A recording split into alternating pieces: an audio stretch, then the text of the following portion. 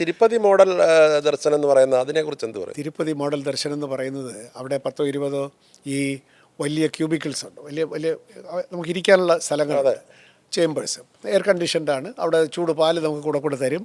ബാക്കിൽ ഡോക്ടറുണ്ട്, ടോയ്ലറ്റ് ഉണ്ട്, ഒക്കെ ഉണ്ട്. ബാക്കിലൊരു ഇടനാഴി പോലെ ഉണ്ട്. നമ്മുടെ ക്യൂബിക്കിൾ തുറക്കുന്നു, നമ്മളെ കൊണ്ട് തൊഴിയിക്കുന്നു. ഇവിടെ നമ്മളത് പരീക്ഷിച്ചു. ക്യൂ കോംപ്ലക്സുകളുണ്ട്, പക്ഷേ ഇവിടെ ആളുകൾ ഇരിക്കില്ല. അവിടെ എന്ന് പറഞ്ഞാൽ ഫാമിലിയായിട്ട് വന്നെങ്കിൽ ഇരിക്കുകയാണ്. ഇവിടെ ഈ കെട്ടുമായിട്ട് എത്രയും പെട്ടെന്ന് പോവുക എന്നുള്ളതിൽ ഒരിടത്ത് ഇരിക്കണം അവർക്ക് ഇഷ്ടമല്ല. ഇതിപ്പോൾ ഞാനത് ക്രമീകരിക്കണം. ഈ 19 ക്യൂ കോംപ്ലക്സ് നമ്മൾ മാസ്റ്റർ പ്ലാനിലുണ്ടാക്കി. എന്തിനാണ് ഇവർ ചുമ്മാ നിൽക്കാതെ അവിടെ സുരക്ഷിതമായിട്ടിരുന്നോ, നിങ്ങൾക്ക് വെള്ളമോ ചായയോ കാപ്പിയോ ഒക്കെ തരാം, പക്ഷേ അവരിരിക്കില്ല. അവരുടെ പേടി നമ്മളിവിടെ ഇരിക്കുകയും നമ്മുടെ ബാക്കിലുള്ള മുമ്പേ കയറി പോകുമെന്നൊക്കെ. അപ്പോൾ അതിനൊരു ക്രമീകരണം നടത്തിക്കൊണ്ട് നിങ്ങളവിടെ ഇരിക്കുക, നിങ്ങൾക്കൊന്നും നഷ്ടപ്പെടില്ല, ടി വിയിൽ കാണിക്കണം, നിങ്ങളിപ്പോൾ തുറക്കും. അതിരിക്കുവാണെങ്കിൽ നമ്മളെ കമ്മ്യൂണിക്കേഷൻ ശരിയാവാഞ്ഞിട്ടാണ് തിരുപ്പതി മോഡലിലേക്ക് പോകുന്നില്ല. ഒരു ചെറിയ തിരുപ്പതി മോഡലിലേക്കാണത്. പക്ഷെ തിരുപ്പതി പോലെ ഒരിക്കലും ആവില്ല ഇവിടെ. കാരണം നേച്ചർ ഓഫ് ദ ഫെസ്റ്റിവൽ തന്നെ പിൽഗ്രിമേജ് തന്നെ വ്യത്യാസമാണ്. ഒരു റോബസ്റ്റ് ആണ് ഇവർക്ക് ഇരുന്ന് പോകാനുള്ള ഒരു സംവിധാനം. അതായത് എന്തൊക്കെ പറഞ്ഞാലും ഒരു 3-4 മണിക്കൂർ നിൽക്കാതെ നമുക്ക് ഈ 18 മണി കയറാൻ പറ്റില്ല. കാരണം 18 മണി കൂടെ 4000 ആളുകളിൽ കൂടുതൽ ആവറേജ് കയറില്ല. 12 മണിക്കൂർ നമ്മൾ തുറന്നിരുന്ന 48,000 പേരേ കയറുള്ളൂ. ഒരു ദിവസം 1,00,000 ആളുകൾ വരും. നാച്ചുറലി വെയിറ്റ് ചെയ്യണം.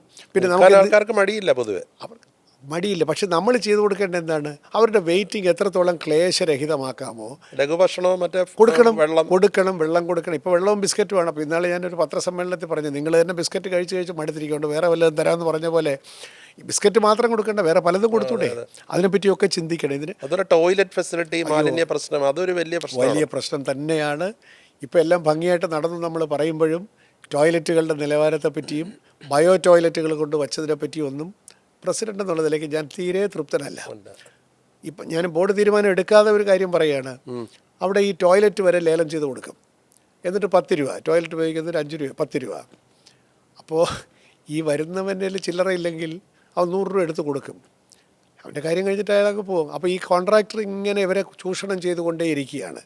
കോൺട്രാക്റ്റ് കൊടുത്തിരിക്കുന്നത് 2 യുക്തി കൊണ്ടാണ്. ഒന്ന്, നമുക്കിത് നോക്കേണ്ട ശല്യമില്ല, അയാൾ ക്ലീൻ ചെയ്തോളും, അയാളുടെ കാശ് നമുക്ക് കുറച്ച് ലേലത്തിൽ കിട്ടുകയും ചെയ്യും, നമുക്ക് വരുമാനവുമായി ഉത്തരവാദിത്വം ഇല്ല. എനിക്കിതിനോട് തീരെ യോജിപ്പില്ല. Running toilets is not a revenue earning exercise. അതൊരു സർവീസാണ്. ഇവിടെ വരുന്ന ആളിന് വൃത്തിയുള്ള ടോയ്ലറ്റ് കൊടുക്കാൻ ബോർഡിന് ബാധ്യതയുണ്ടെന്നാണ് ഞാൻ വിചാരിക്കുന്നത്. ഇത് ഞാനിപ്പോൾ പറഞ്ഞാൽ പറയാം, അത് സാർ ഓഡിറ്റ് ഒബ്ജക്ഷൻ വരും, വരുമാനം നഷ്ടപ്പെട്ട്.